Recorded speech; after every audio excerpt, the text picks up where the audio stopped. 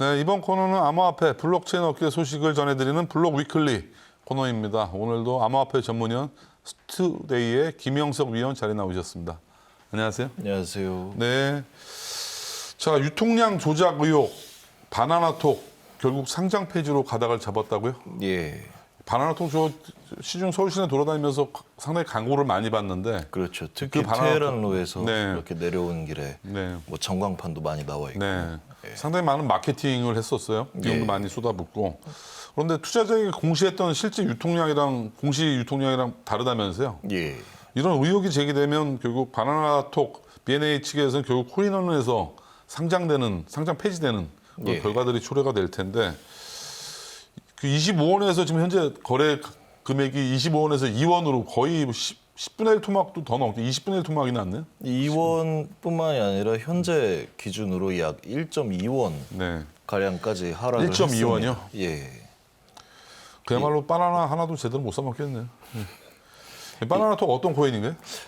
바나나톡 같은 경우에는 중국의 기업 네. 약 2개 정도와 지분상의 어떤 연관성이 있고요. 네. 이 텔레그램의 생태계를 기반으로 해서 블록체인 기술을 통해 이 SNS와 각종 메신저를 네. 개발을 하고 네. 사업을 하겠다는 취지를 밝힌 업체입니다. 네. 처음에 나왔을 때 출시가 되었을 때 굉장히 이 시장의 반응도 괜찮았고 예. 마케팅도 말씀하신 것처럼 굉장히 공격적으로 하기도 했어요. 네. 뭐 연예인을 통해서 누구나 알만한 연예인을 네. 통해서 광고를 하기도 하고 나름대로 굉장히 큰 사업을 영위할 것이다라고 발표를 했었는데 네. 결국엔 이렇게 됐네요. 네. 그렇다면 코인원 가상자산 사업자 신고 수리 이후에 첫 예. 상장 폐지로 또 기록이 악명예를 기록할 그 첫 사례인데 예. 어떤 의미가 있다고 보시나요? 우선 남들은 모두 상장을 하고 싶어 하는데 코인원은 상장 폐지를 단행을 했습니다. 네. 뭐 단행을 했다기보단 30일 날, 네. 11월 30일 날 상장 폐지를 예정에 두고 있기 때문에 도대체 왜 이렇게 한 거냐. 네. 재단 차원에서도 굉장히 많은 노력을 했을 것이고 특히 이 코인원이라고 하면은 이번에 살아남은 거래소, 빅4 거래소 중 하나인데 여기서 상장 폐지를 결정을 했다라는 취지 자체가 앞으로 특근법을 보다 엄격하게 이행을 하겠다. 네. 법의 규제안을 준수를 하겠다라는 그런 어떤 의도로 보입니다. 근데 다만 또 특근법뿐만이 아니다 하더라도 네. 이런 암호화폐에 대해서는 상장 폐지를 하는 게 맞아요. 기준상으로. 네. 그래서 뭐 당연히 유통량을 조작해서 그 허위 공시를 했기 때문에 주요 허위 공시 사안이죠, 이건. 그렇죠. 네. 그러니까 이게 유통량을 거짓말로 보고를 했다라기보다는 네. 당초에 공지를 했던 유통량보다 더 많은 개수의 바나나톡 코인이 유통이 되고 있었다라는 사실입니다. 네. 그럼 뭐 바나나톡 입장에서는 이 부분에 대해서 인정을 하고 있나요, 지금? 이거는 의혹이 아니라 사실로 확인이 된 내용입니다. 사실로 확인이 됐기 때문에. 예, 뭐 어떻게 보면 뭐 정말 그 거래소의 선처를 구해야 되는 입장인 거네요. 그렇죠. 그래서 또 이번 달 초에 코인원 측의 바나나톡이 이 해명을 네. 또 적극적으로 하기도 했고 또 나름대로의 조치를 취하겠다라고도 발표를 하기는 했습니다. 네. 그래서 한 번 이 상장 폐지에 대해서 유예 기간을 얻었고요. 네. 다만 그 기간 내에 또 원만하게 소명을 하지 못했고 문제를 해결을 하지도 못했기 때문에 이번에 코인원에서 이렇게 결정을 한 것으로 보이고 있습니다.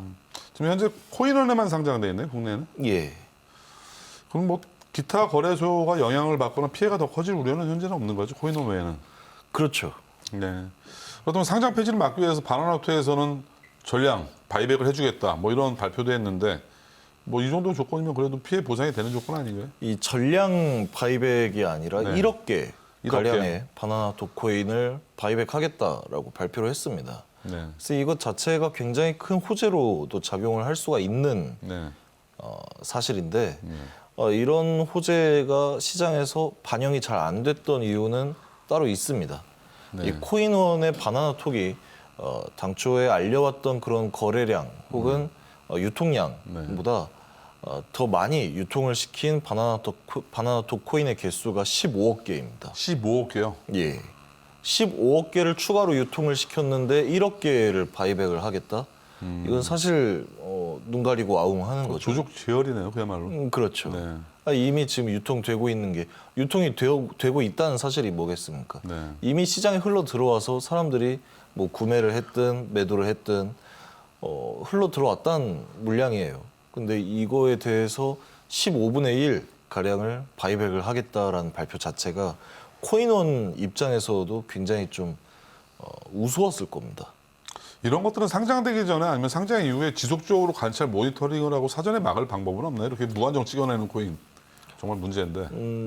지속적으로 관리도 하고 있습니다. 특히 코인원 같은 경우에는 이런 이상거래 탐지 시스템이 굉장히 원활하게 구축이 되어 있기 때문에 뭐 재단 측에서 이렇게 들어오는 물량에 대해서도 확인을 할 수가 있지만 사실 재단이 스스로 물량을 넣은 것이 아니라 다른 방법으로 들어왔다고 하면 막을 방법이 없겠죠. 그렇죠. 이 외부에 만약에 뭐 마이 이더월렛이라든지 네. 뭐 이런 외부 이더리움 지갑에 바나나 도코인을 들고 있었다라고 네. 하면은 일반 홀더들도 유통을 시킬 수가 있는 겁니다. 네. 외부에 있던 나의 암호화폐를 네. 상장이 되어 있는 거래소에 입금을 시켜서 유통량을 더 늘릴 수가 있는 것이죠. 네. 다만 이 부분에서 재단 측의 어떤 그런 입금 내역이 이번에 확인된 사례가 아닐까라고 생각을 하고 있는데 네. 어찌됐건 처음에 발표했을 때 그 유통량 자체가 분명히 백서에도 나와 있을 거예요. 네. 백서에 보통 이 유통 물량뿐만 아니라 토큰 디스트리뷰션이라고 해가지고 팀이 얼마나 가져가는지 네. 그리고 판매된 물량이 어느 정도인지 그리고 뭐 어드바이저라든지 마케팅, R&D에 얼마나 쓰이는지가 상당히 구체적으로 명시가 되어 있는데 이번에 이렇게 15억 개 가량이 추가로 들어와서 거래소 차원에서 이거를 확인을 했다라고 한다면 분명히 문제가 있었던 거죠.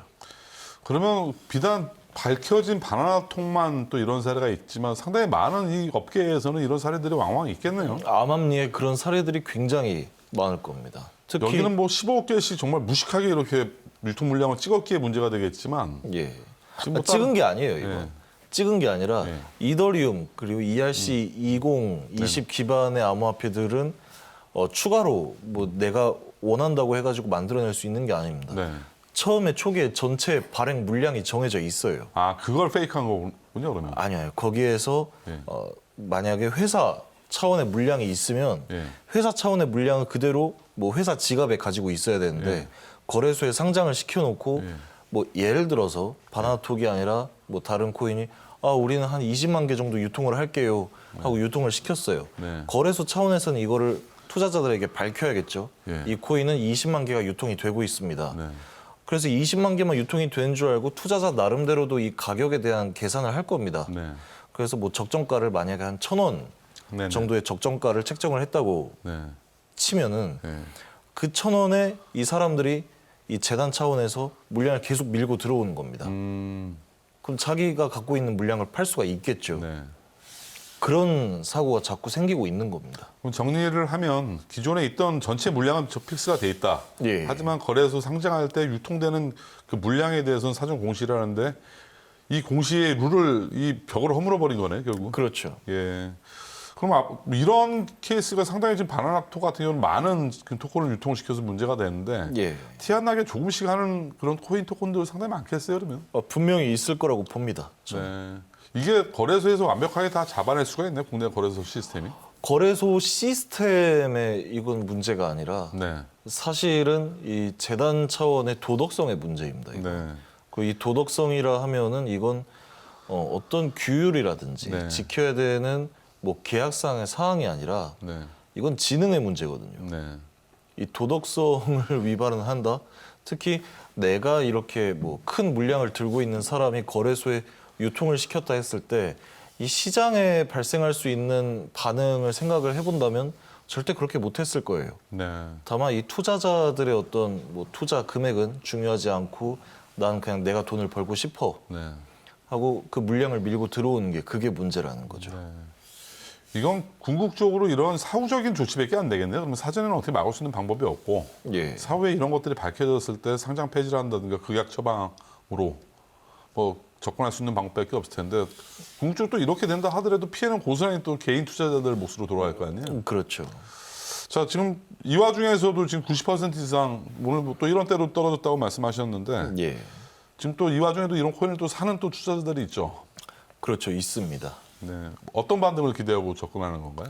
이 예전에 우리나라 암호화폐 시장에서 네. 우스갯소리로 나왔던 얘기가 대한민국 사람들은 상장 폐지되는 종목에도 뛰어들어서 네. 단타를 친다. 네. 이 투기의 민족이다. 네. 라는 얘기가 나온 적이 있었어요. 네. 그래서 보통 같으면 이 상장 폐지 예정 암호화폐에도 사람들이 많이 매수세를 불러일으킬 만도 한데 네. 바나나톡 같은 경우에는 일정한 퍼센티지로 계속해서 떨어지고 있습니다. 예. 이 반등이 없다라는 거예요. 반등이 없다. 예. 크게 상당히 지금 뭐랄까 투기성으로만 접근해서 이제 안 되는 그런 위험 구간이 돼버렸네요. 그야말로. 그렇죠. 투기성으로도 접근을 할 수가 없고 딱히 재단 차원에서 어떤 명확한 해답을 내놓지 않는 이상 이거를 내가 바나나톡을 매수를 해봤자 네. 탈출할 수 있는 구간 자체가 안 나온다라고 판단을 하는 투자자가 네. 많다라고도 해석을 할 수가 있습니다. 뭐 아무리 뭐 이런 때로 떨어져도 접근을 하는 건 가급적이면 상가하라 이런 뜻으로 해석을 하면 될까요? 그렇죠. 만약에 이 재단 차원에서 굉장히 명확한 네. 어떤 해결 방법을 제시를 한다라고 하면 들어갈 만하겠죠. 네. 무려 90% 이상이 하락을 했는데 재단 차원에서 이 문제를 정말 적극적으로 이 근본적인 문제를 해결을 한다고 하면 다시 어느 정도의 반등은 있겠죠. 왜냐하면 올해 4월에 400원까지 올랐었던 네. 상승을 했었던 코인입니다. 그런데 그렇게 시장의 반응이 나오지 않는다는 것 자체가 이 재단이 제시한 해결 방법 자체가 얼마나 말이 안 되는 것인지를 이젠 투자자도 안다라고 해석을 할 수가 있겠죠. 그야말로 신뢰성이 제로가 됐네요, 회사가. 그렇죠. 400원대에서 지금 시세를 봐냐면 400분의 1 토막이 났는데 예. 참 그야말로 아비규환이 된 것 같습니다.